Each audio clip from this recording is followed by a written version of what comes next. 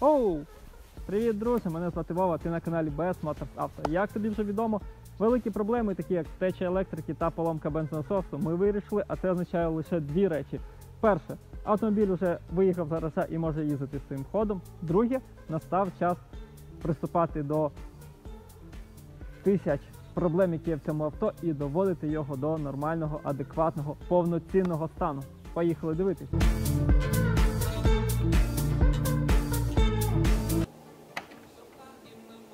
В автомобілі не працює майже нічого. Немає ні нормального світла фар, ні світла в салоні, ні потічів всього. Проте ми не боїмося труднощів і вступили в бій за ралюху, тому що вона повинна жити повноцінним життям.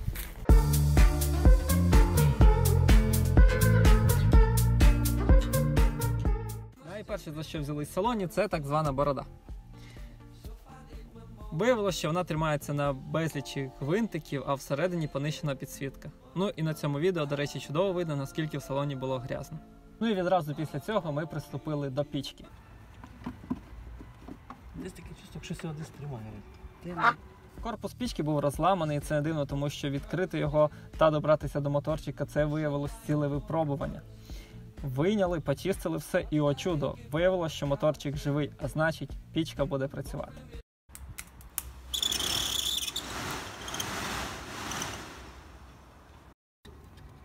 Чому тобі не робити? Він репить. І що?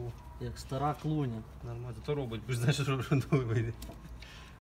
Особисто мене ще бісило салонне дзеркало, в яке нічого не було видно і воно просто так тіліпалось. Ось такий артефакт. У мене тут жив жучок, як виявилось. Такий квартирант.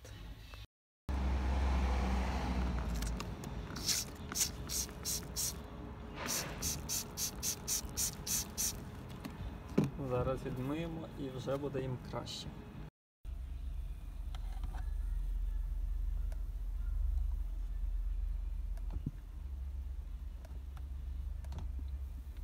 Поки працює. Ось такий міні-ремонт вийшов. Автомобіль мав ще одну дуже цікаву особливість. Хоча він і п'ятидверний, проте функціонував виключно як купе, тому що задні двері не відкривалися взагалі. Так, як я вже говорив, а можливо не говорив, в мене ззаду не закриваються і не відкриваються двоє дверей. Ну тобто як вони закриваються і відкриваються, проте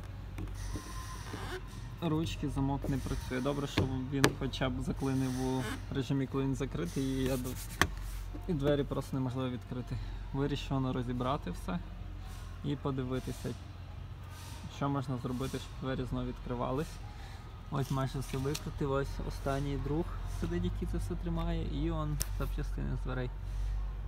До речі, не лякайтеся, це сідушка від того авто, поки на зберіганні в мене. Ну от, власне, все, я зняв карту, багато пилюки. От, і зараз будемо дивитися, що тут.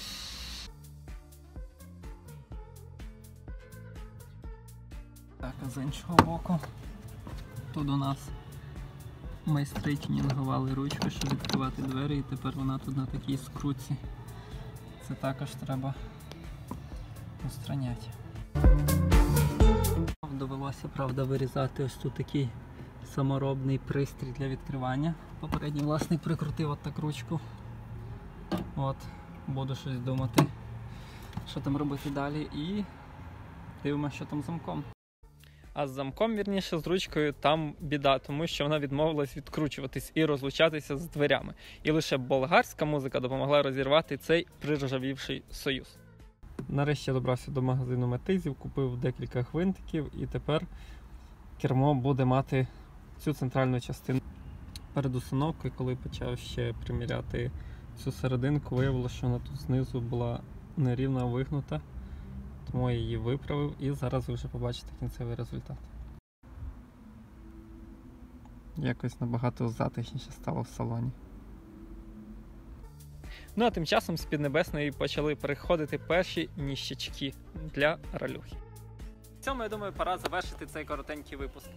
YouTube, на жаль, далі продовжує видаляти перегляди, блокувати просування відео, і ти не подумай, я не скиглю, я просто ще раз тобі нагадую, що твоя підтримка мені вкрай потрібна та важлива. Величезне тобі спасибі, що додивився це відео до кінця. Пам'ятай, що пальчики вверх та позитивні коментарі – це плюс 1000 до захисту від всяких хвороб та вірусів. Хорошого тобі настрою та міцного здоров'я. Побачимо. Па-па.